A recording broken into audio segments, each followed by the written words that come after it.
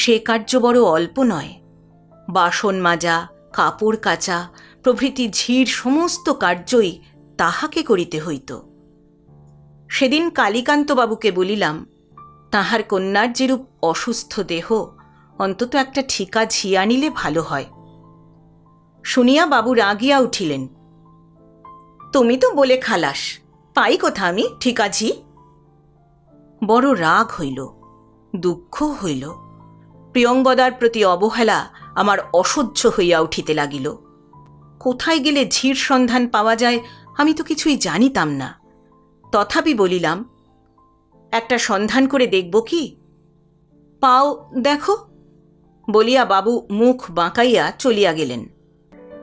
আমি মনে মনে আশা করিতে লাগিলাম, আমি যখন বাবুর নিকট তাহার জামাত্রী পদপ্রার্থী হইয়া উপস্থিত হইব, তখনও যেন এই অবহেলা ভরেই আমার হস্তে কন্যা সমর্পণ করিয়া দেন। কিন্তু শীঘ্রই এমন একটি ঘটনা ঘটিল, যাহাতে আমাকে আর আত্মপ্রকাশ করিয়া প্রার্থী হইতে হইল না।